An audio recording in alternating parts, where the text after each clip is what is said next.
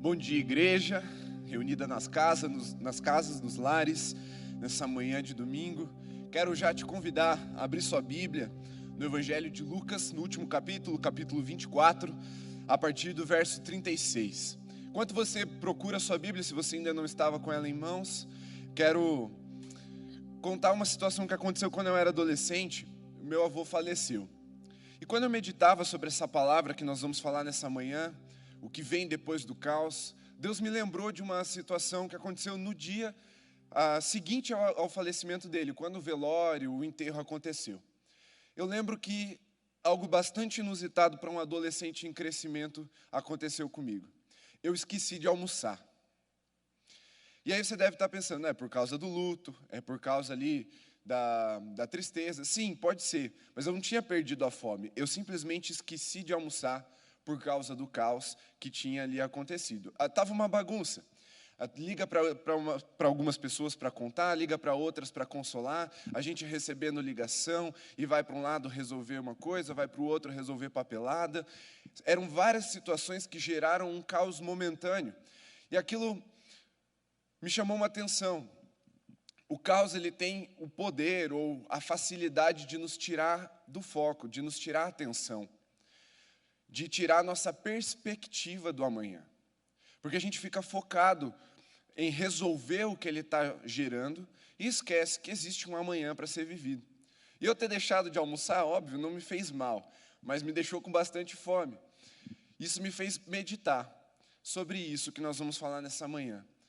O que é que vem depois do caos? O que é que vem depois desse tempo de desespero, de bagunça, de luto? Vamos ler o que aconteceu quando Jesus morreu.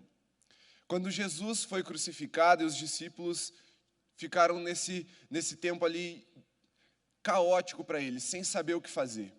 Às vezes nós olhamos para os discípulos e pensamos, meu Deus, quanta falta de fé. 3 anos ao lado de Jesus, Jesus falou que ia ressuscitar, e aí eles ficaram com medo, trancados.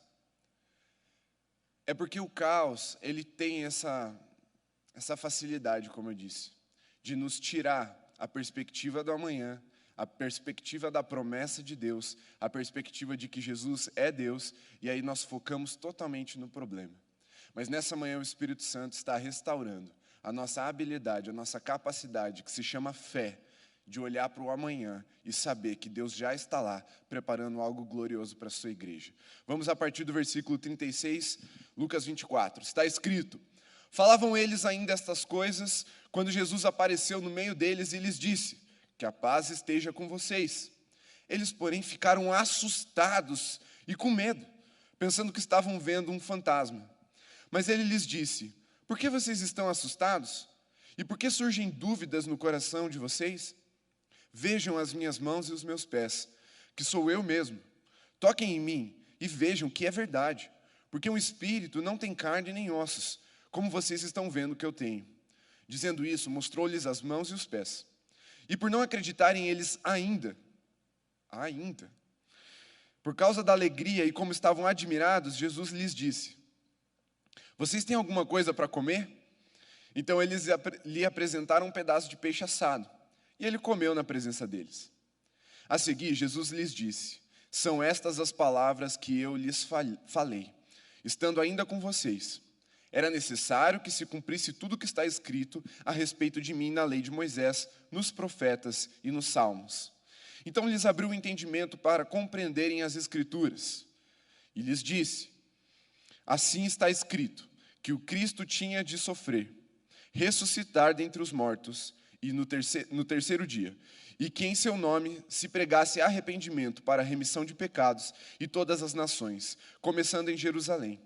Vocês são testemunhas destas coisas. Eis que envio sobre vocês a promessa do meu Pai. Permaneçam, pois, na cidade, até que vocês sejam revestidos do poder que vem do alto.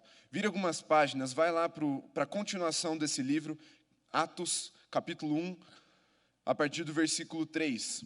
O mesmo autor do Evangelho de Lucas é o autor do livro de Atos, e ele continua escrevendo assim, Depois de ter padecido, Jesus se apresentou vivo a seus apóstolos, com muitas provas incontestáveis, aparecendo-lhes durante 40 dias e falando das coisas relacionadas com o reino de Deus.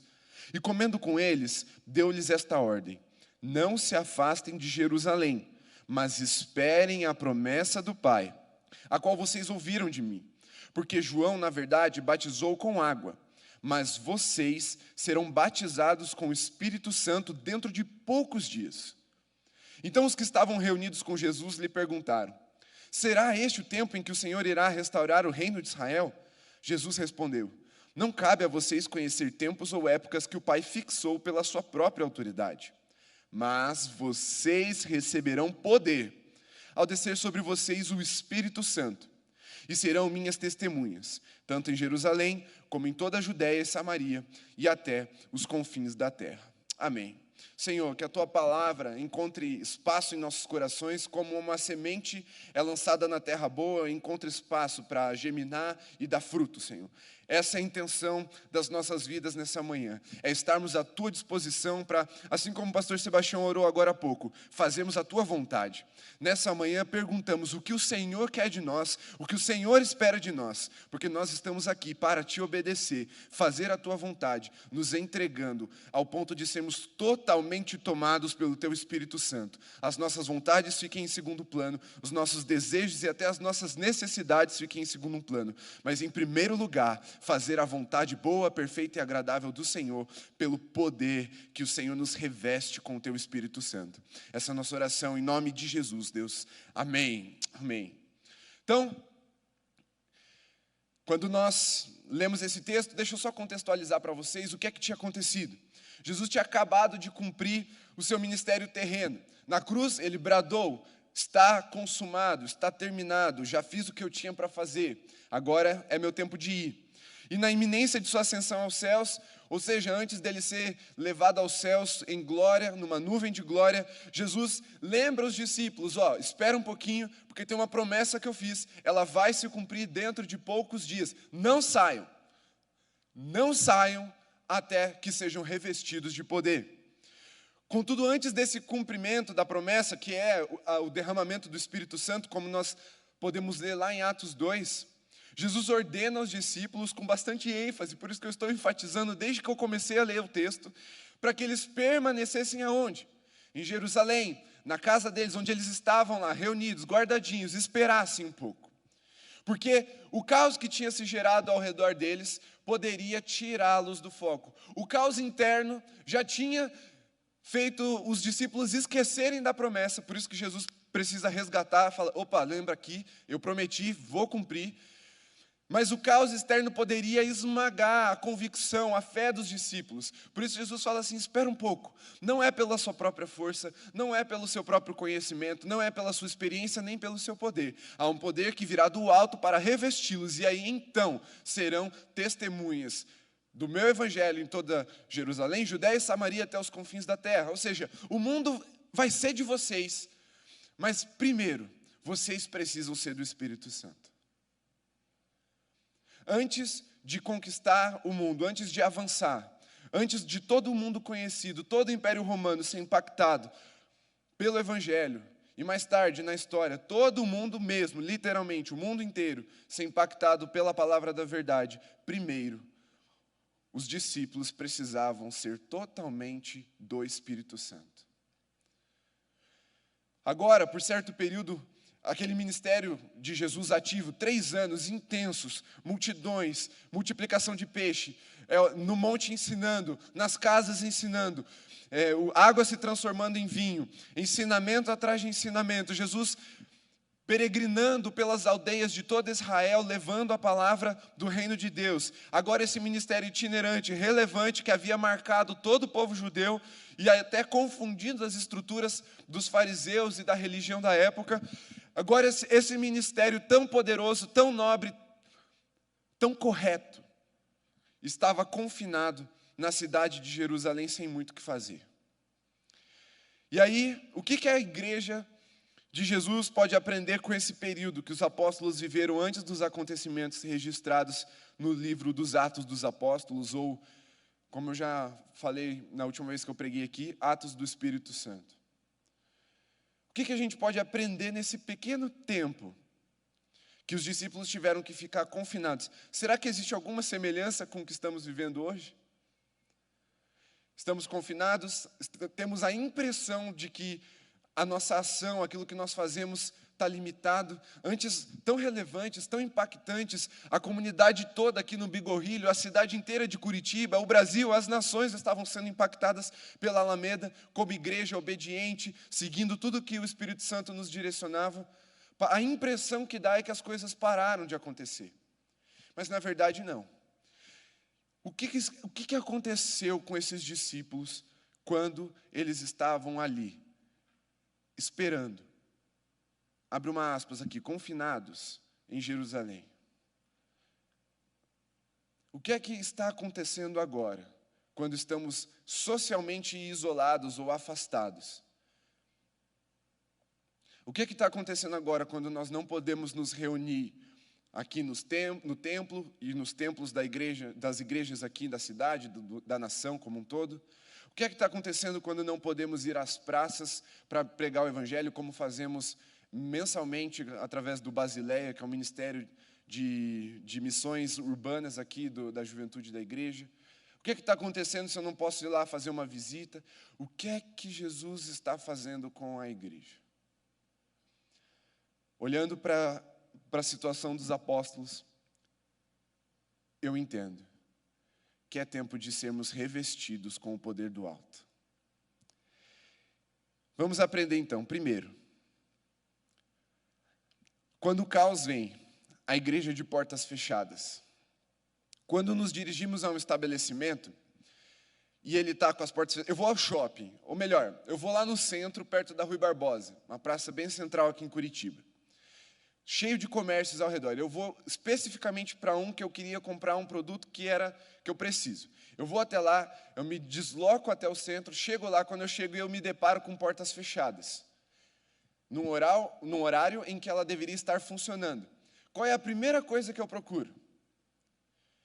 Uma placa, ou um papel, ou um bilhete dizendo por que ela está fechada. Como, por exemplo, estamos sob reforma, aconteceu uma emergência, não pudemos abrir hoje, ou sob nova direção. Mas a maioria das vezes que nós encontramos é fechado para reforma.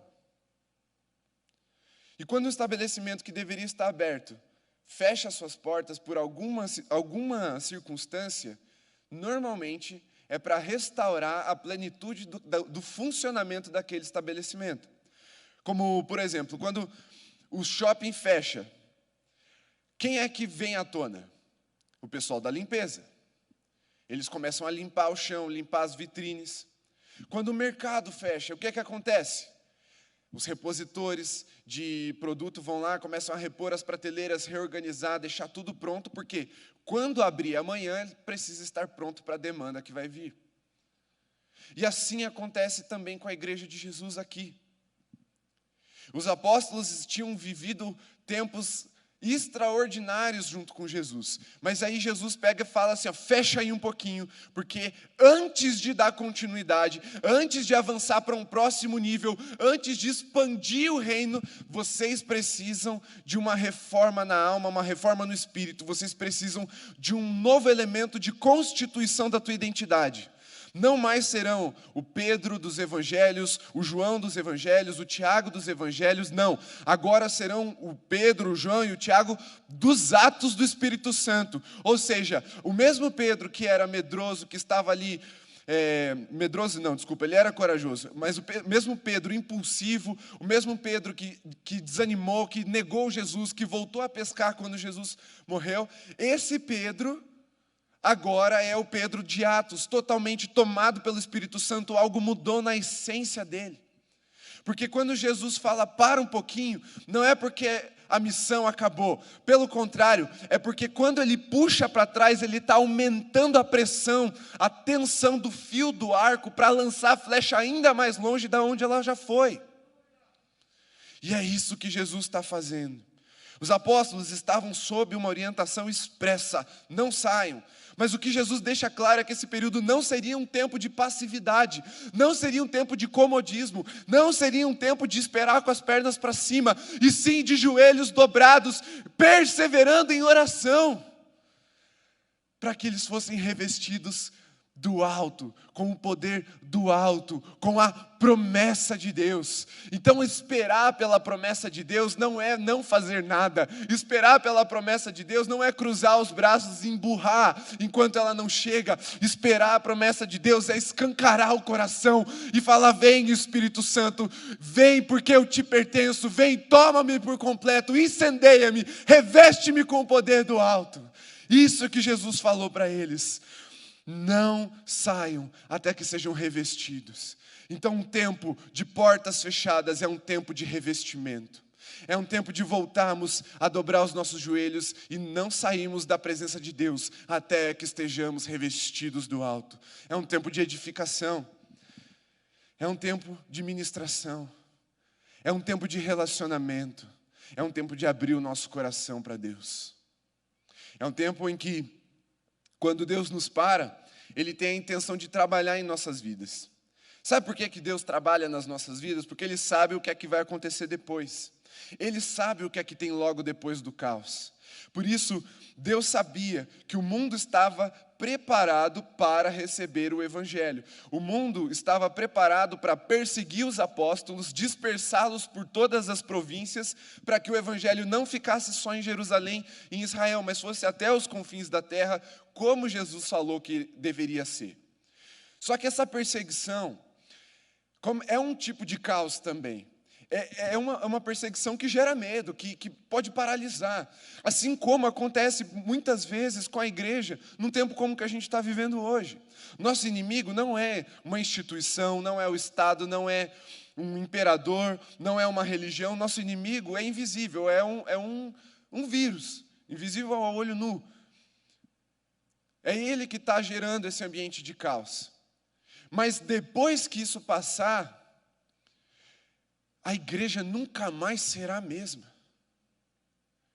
Um novo tempo se inicia quando Jesus fecha as portas e começa a trabalhar em nós. Um novo nível de profundidade no Espírito Santo é atingido quando as portas se fecham e a gente começa a se entregar totalmente ao Espírito Santo. Sabe por quê? Porque os discípulos tinham aprendido a fazer de um jeito. Eles tinham suas manias, eles tinham os seus trejeitos, eles tinham as suas estruturas. Alguns tinham uma herança religiosa ali, outros não. Mas cada um tinha o seu jeito de viver. O que acontece depois que o Espírito Santo vem é que o jeito de Deus para que eles vivessem começa a ser vivido. E isso é que está acontecendo conosco. Aquilo que nós achávamos que éramos bons, achávamos que sabíamos, as nossas estruturas que nos davam certa segurança, agora não nos dão mais. Porque o que nos dá segurança, o que nos dá convicção, o que restaura a nossa fé para o amanhã, para aquilo que Deus tem para fazer nas nossas vidas, é o relacionamento íntimo com o Espírito Santo. É saber que Ele está dentro de nós, ao redor de nós, e Ele nos leva a fazer essa vontade boa, perfeita, agradável de Deus. É assim, caos. Notícias desastrosas, mentiras, maquiagens, e aqui maquiagem é um termo figurativo para tudo aquilo que a gente finge ser na internet, que as pessoas fingem ser. Em vez de você ir para o seu Instagram para consumir, vá para o seu Instagram para alimentar, para prover, porque você é cheio do Espírito Santo, você é tomado por um espírito de vida, você está revestido de poder. Em vez de você ir para o Facebook para consumir o que está lá, vai lá e posta a palavra de Deus, posta uma palavra de Deus, posta um versículo, posta uma palavra profética, posta aquilo que Deus está fazendo na sua vida, relembre a esperança, chame à memória aquilo que traz a esperança do povo. É isso que Jesus está fazendo com a gente, nos revestindo de poder. É um tempo de afiarmos o machado. Semana passada, a liderança da Alameda trabalhou um texto que tem como título Afiando o Machado. É um textinho bem pequeno que narra a história de um jovem lenhador que chega ali na madeireira para começar a trabalhar e ele começa o seu trabalho rendendo muito mais do que os outros lenhadores. Ele começa com tudo. E ele bate o machado dele e ele corta ali uma média de 20 árvores a mais por dia do que os outros lenhadores. Só que com o tempo, o rendimento dele começa a cair. Começa a cair. E aí, quando ele está abaixo da média, bem abaixo da média, ele vai lá e pergunta para os outros lenhadores mais experientes: qual que é o segredo de continuar constante? E esse lenhador mais experiente fala assim: olha, a sua animação, a sua empolgação, ela é comovente e até inspiradora. Mas quantas vezes você parou para afiar o machado? Às vezes nós temos a impressão de que parar um pouco o que a gente está fazendo para afiar o machado é perda de tempo. Mas, na verdade, é a única coisa que garante que o nosso relacionamento com Deus continue prevalecendo, continue sendo eficaz, efetivo. Parar, às vezes, parece perda de tempo, parece desesperador. Meu Deus, eu não consigo fazer tudo o que eu fazia antes. Mas, às vezes, é um tempo pequeno comparado àquilo que você vai ganhar em resultado, em eficiência, em assertividade, em intimidade com Deus. As nossas agendas estavam muito cheias. E Deus falou: não é isso que eu planejei. Como o pastor Daniel pregou alguns domingos atrás sobre a agenda de Deus, ela era diferente da nossa. E a agenda de Deus prevaleceu. Amém por isso. Eu fico muito feliz. Porque a vontade de Deus é melhor do que a nossa vontade. E é isso que está prevalecendo nesse tempo. Um período de enfrentamento à pandemia do Covid, como nós temos vivido agora, parece muito tempo. Mas para Deus é apenas uma noite. O sol voltará a brilhar pela manhã. E com ele, as portas se abrirão novamente. Esse tempo que parece que não acaba, porque a saudade vai apertando. Eu estou com muita saudade da igreja. A gente teve um respiro assim, mas não é a mesma coisa. Eu estou com muita saudade da igreja. Eu entendo você que também está. Mas é só uma noite. Porque quando o sol voltar a brilhar, e ele voltará a brilhar, as portas se abrirão novamente. E não mais será a mesma coisa que a gente vivia antes. Esqueça o que a gente vivia antes. Vai ser muito melhor. Se você vier com a expectativa de voltar para uma igreja igual, você vai ser surpreendido pelo que Deus está fazendo. Porque os lares estão vivendo avivamentos. Os lares estão vivendo restauração. As famílias estão vivendo transformação. E quando elas voltarem para cá, não será mais um tempo onde nós apenas vamos trazer as nossas necessidades para a comunidade. Não, nós vamos vir para servir com o coração tomado pelo Espírito Santo. E esse ajuntamento só vai poder resultar em uma coisa. Eu só consegui resumir em uma palavra: avivamento. Avivamento completo. Assim como a igreja de Atos viveu, a igreja brasileira no século 21, no ano de 2020 ou 2021, voltará tomada pelo Espírito Santo para realizar toda a boa obra que Deus preparou para nós. Os milagres vão acontecer como acontece um louvor. Vai ser um atrás do outro.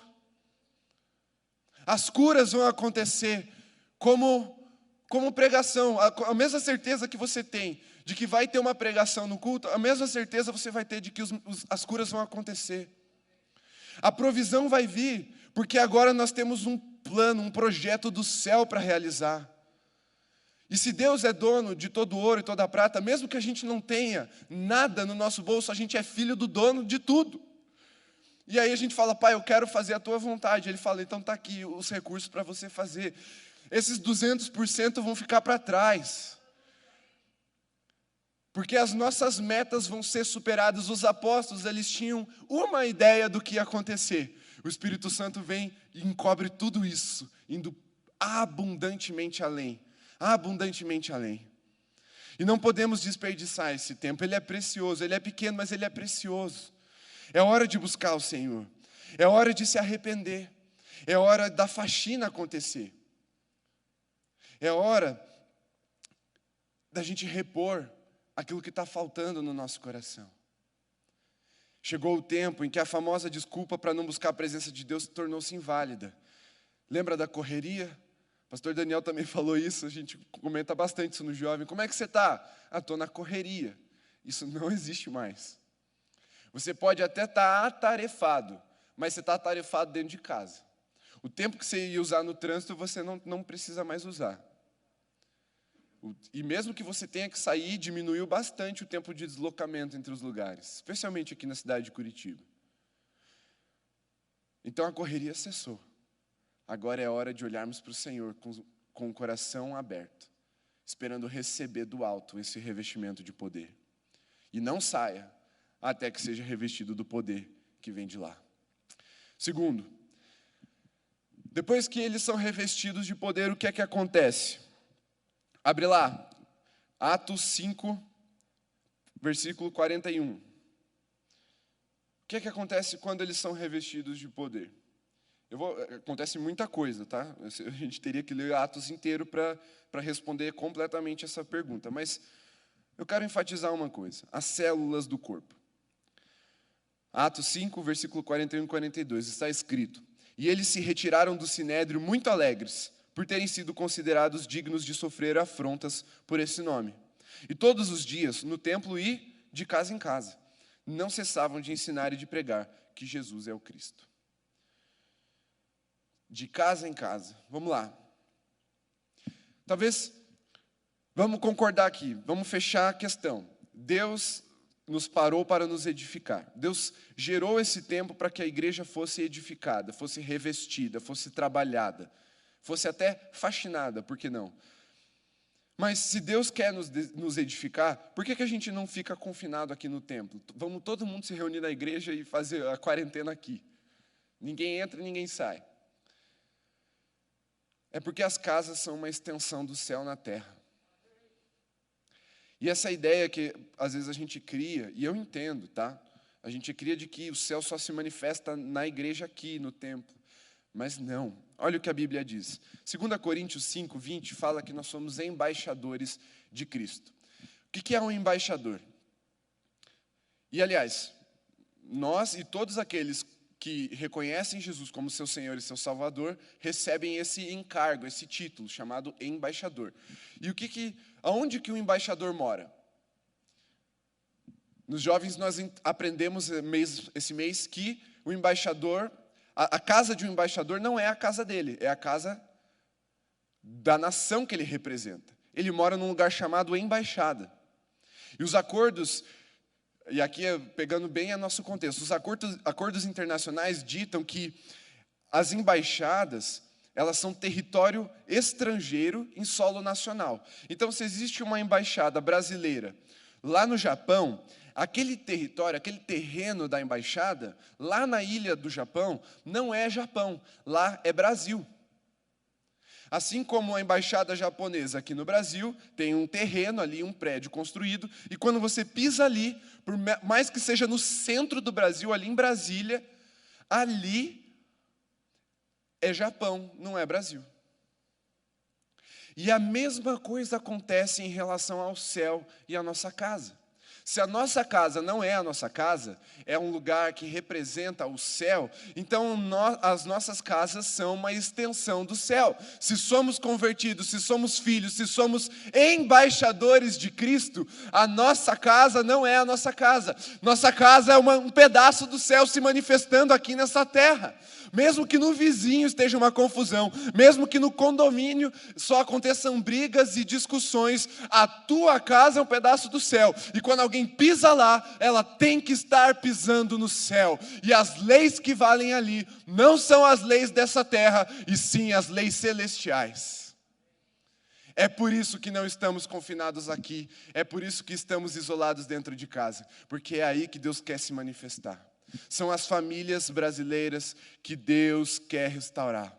É a igreja de Jesus nos lares. É o relacionamento do marido com a esposa, da esposa com o marido, dos pais com os filhos, dos filhos com os pais e entre irmãos também. É ali que Jesus está fazendo uma obra extraordinária.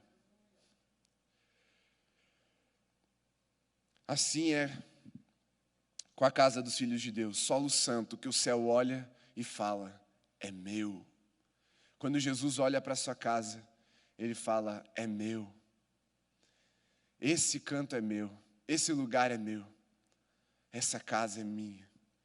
E dessa forma, o culto que antes era realizado nos templos, e aí você pode ler lá em João 4, Evangelho de João, capítulo 4, quando Jesus se encontra com a mulher em Samaria. Ela pergunta, onde que a gente tem que adorar? Lá no monte de Jerusalém ou aqui no monte nosso de Samaria? Jesus fala, nem lá nem cá. Porque vai chegar o tempo, na verdade já chegou, em que os adoradores adorarão ao Pai em espírito e em verdade. Então, para gerar um culto, a gente só precisa de Deus e de um adorador. É isso que Jesus está falando.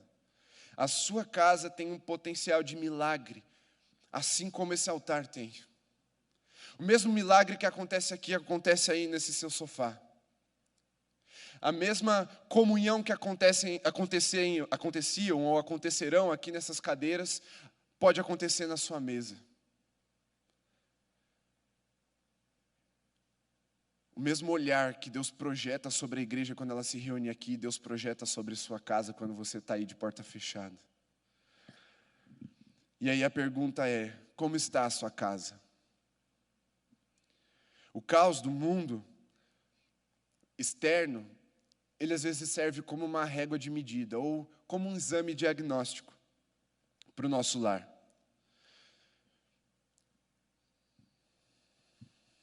O mundo estava corrido. Agora ele não está mais tão corrido. As pessoas estão mais dentro de casa. Os maridos têm mais tempo para suas esposas, as esposas para os seus maridos, seus pais para os filhos para os pais e entre irmãos também. E o que aconteceu com os números na nossa nação? Primeiro, a violência domiciliar aumentou. O número de denúncias quintuplicou no Brasil. Denúncias de agressão dentro de casa. Outro dado, o divórcio aumentou. Parece ilógico e até vai contra a nossa intuição. Pensar que porque o marido tem mais tempo para sua esposa e a esposa para o seu marido, isso acabou gerando um divórcio. Deveria ser o contrário. A ansiedade aumentou exponencialmente. A gente vai tratar de todos esses números com um movimento evangelístico que nós faremos nas redes sociais agora no mês de julho. O pastor Eduardo está à frente. Queria até te convidar a você seguir essa página do Instagram. A gente vai compartilhar muitos dados e a gente vai abordar essas temáticas tentando fisgar esse povo que está preso a essas situações e apresentar a eles o Evangelho de Jesus. Então, siga lá, chama basileia.movement, é movimento sem o O. Lá no Instagram você vai ver, a gente vai postar uma série de dados que mostram essa realidade que está se mostrando. Mas vamos lá, mais do que a ansiedade, depressão também aumentou. O consumo de pornografia aumentou absurdamente, entre homens e mulheres, não só entre os homens, viu? Eu recebi um link de um site de pesquisas que mostra todas essas pesquisas de transformação que a sociedade está vivendo por causa do isolamento. E diz que o número de acessos a sites pornográficos entre as mulheres aumentou 80%. E o dos homens, 50%. Até as mulheres estão se tornando cativas da pornografia. E aí existe o pior dado de todos. O suicídio também aumentou. Eu não estou usando números, eu só estou dizendo que eles aumentaram, porque isso muda muito rápido. E eu não quero ficar desatualizado, mas saiba que está aumentando tudo isso que eu estou te dizendo. E isso é um diagnóstico para a nossa geração. E geração aqui é aquele que nasceu agora na pandemia até quem ainda está vivo. Todos nós precisamos ligar um alerta. Existia uma ferida interna dentro dos lares, nas células do corpo de Jesus, que precisava ser restaurada. E o diagnóstico, ele não é mau. O resultado do diagnóstico é mau, mas fazer um exame não é para o mal. Quando o médico pede para você fazer uma bateria de exames e você tem medo do resultado, é porque você desconfia que alguma coisa está errada. Mas saber que alguma coisa está errada não é ruim em si. Pode ser o primeiro passo para começar um tratamento, para começar a cura, para começar a restauração. E é isso que Jesus está fazendo com as famílias da igreja. Porque esses números todos que eu falei não se distinguem entre crentes e não crentes. É indiferente, a proporção é a mesma dentro da igreja e fora. E Jesus quer mudar isso. Ele quer mudar isso porque Ele sabe o que vem daqui a pouco. A glória que nos será apresentada daqui a pouco só vai ser acessada se formos revestidos de poder. Se formos transformados, se formos edificados na nossa essência, na nossa identidade, quando ninguém está olhando também.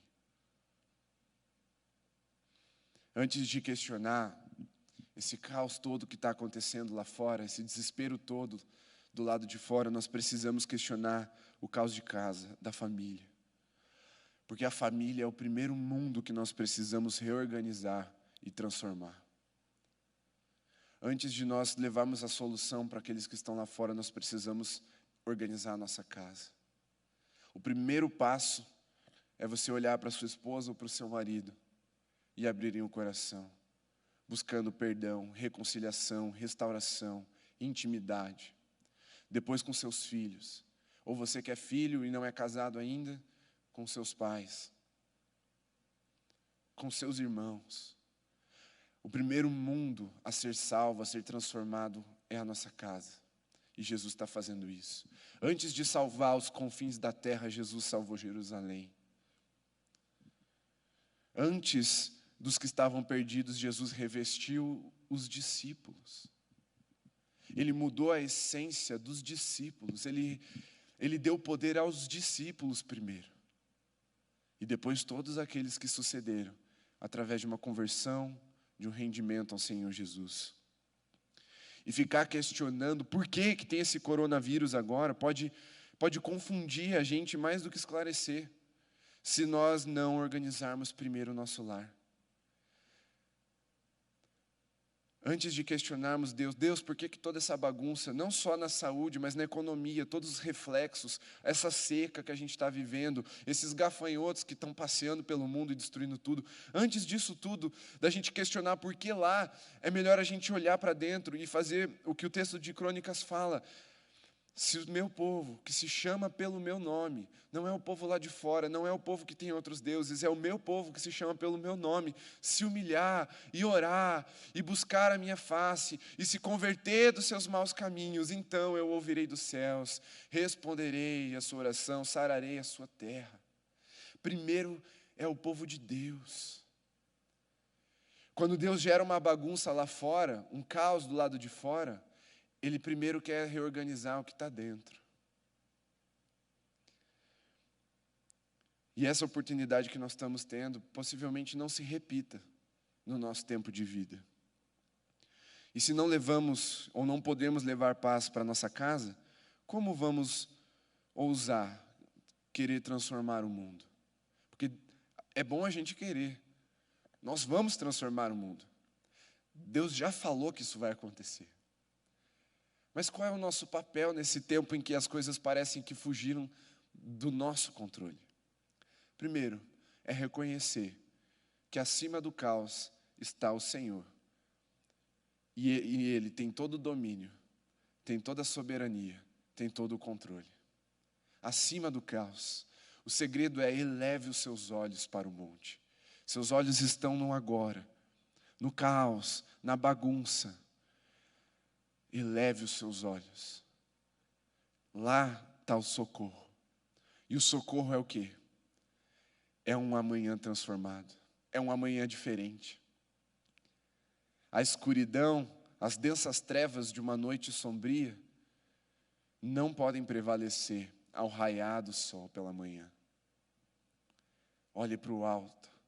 É de lá que vem o seu socorro. E se você reorganizar a sua vida, sua casa, seu relacionamento com Deus, é bem provável que a sua ansiedade, a sua falta de esperança, o ressentimento, a raiva, e por mais violentos que eles sejam, é muito provável que eles vão retroceder e até acabar. E então, essa incerteza que as coisas ao nosso redor geram, podem ser questionadas e até solucionadas.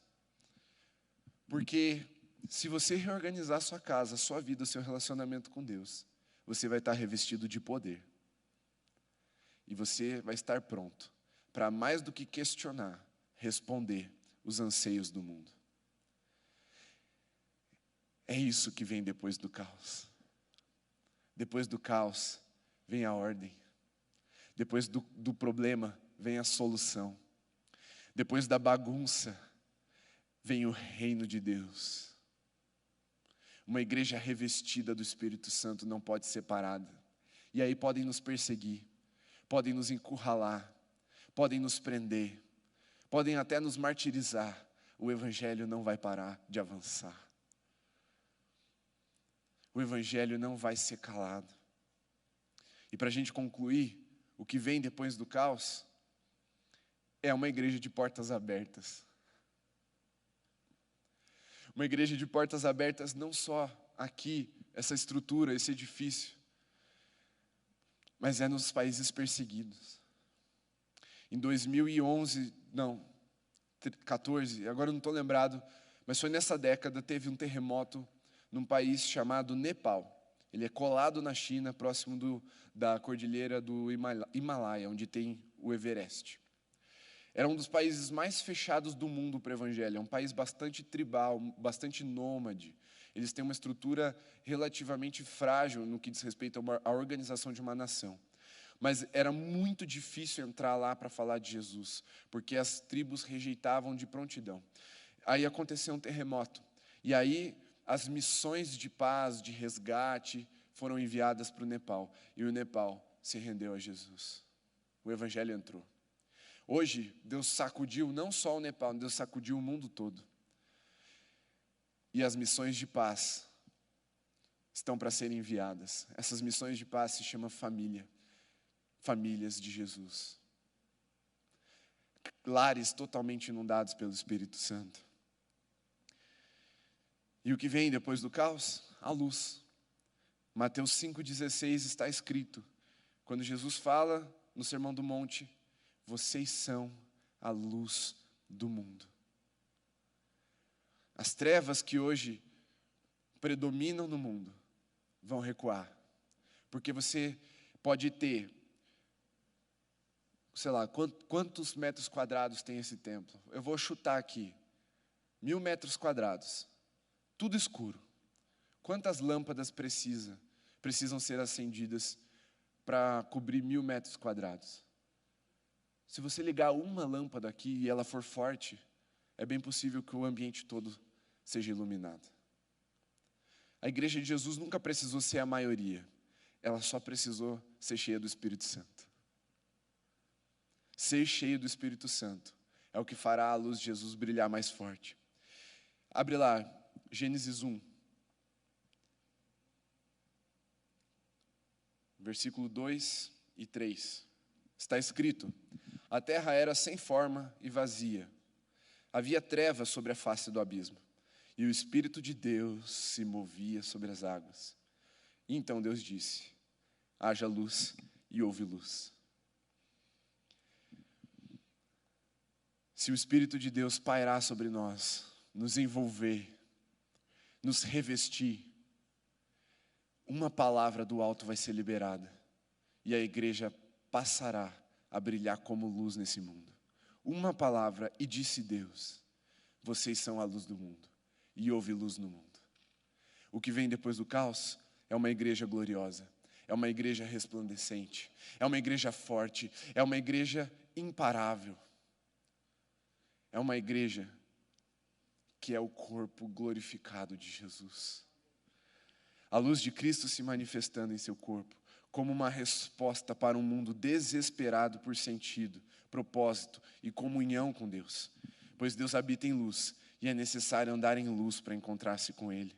As trevas que assolavam os povos e cobriam o coração da humanidade se dissiparam com a manifestação do Espírito Santo na igreja. As portas se abriram, a igreja foi autorizada a abrir as portas. Nem o inferno pode resistir a uma igreja edificada e revestida com o poder do alto. As portas vão se abrir para a igreja também, e o inferno não prevalecerá contra ela. Está escrito, essa é a promessa do Pai para a igreja. Nem as portas do inferno, trancadas a 7 chaves, poderão prevalecer a uma igreja, porque a chave do inferno está na mão do nosso Senhor, e se estivermos com o nosso Senhor, revestidos do seu Espírito, essas portas se abrirão, e resgataremos muitos, milhares, se não milhões e bilhões de pessoas, para anunciar e revogar, é do céu, esse lugar é do céu, essas casas pertencem ao céu, essas pessoas pertencem ao céu. É isso que vem depois do caos. É isso que vem depois do desânimo e do desespero. Uma resposta de um Deus amoroso. E a igreja não está isolada, apenas fisicamente. O Espírito Santo continua com o controle e Ele continua nos gerando a mesma fé, a mesma visão, a mesma paixão, a mesma adoração. Ele continua nos unindo num plano que não pode ser separado. Quando a perseguição prendia os apóstolos em cadeias, em calabouços, enfim, prendia os apóstolos, a igreja se reunia para orar nos lares. E eles estavam no mesmo espírito. E aí o que acontecia? As cadeias se quebravam. Porque quando a igreja está no mesmo espírito, quando o Espírito Santo, um único espírito, está em toda a igreja, não importa o que aconteça lá do lado de fora, não importa as perseguições, não importa as mazelas, não importa as imposições e não importa o vírus que está solto aí, a igreja permanece unida, cumprindo a missão. E para a gente terminar, arrume sua casa, já é alta madrugada. Quando o sol raiar, não haverá desculpas a serem apresentadas a Jesus. Apenas uma resposta: eis-me aqui, me envia. Depois do caos, há o envio.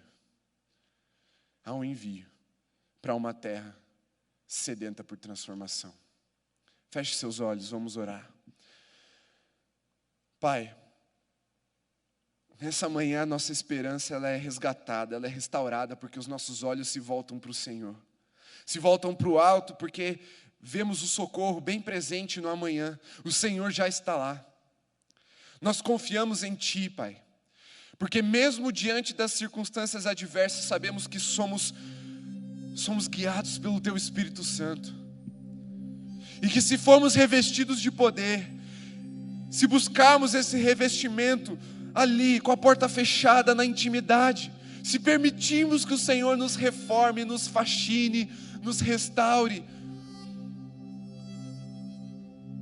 o amanhã é glorioso. Não há o que temer.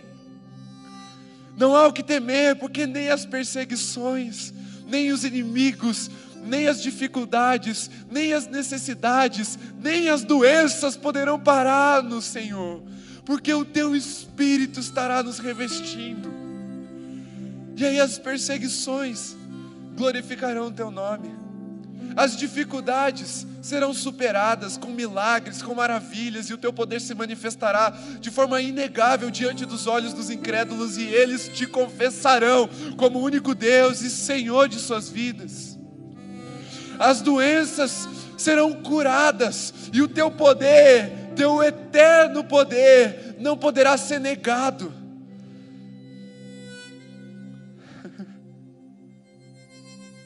Todo esse problema, dessas bagunças, dessas guerras internas que a nossa nação tem vivido, toda essa discordância, esse caos, pode ser solucionado com o Evangelho da paz, que está em nós.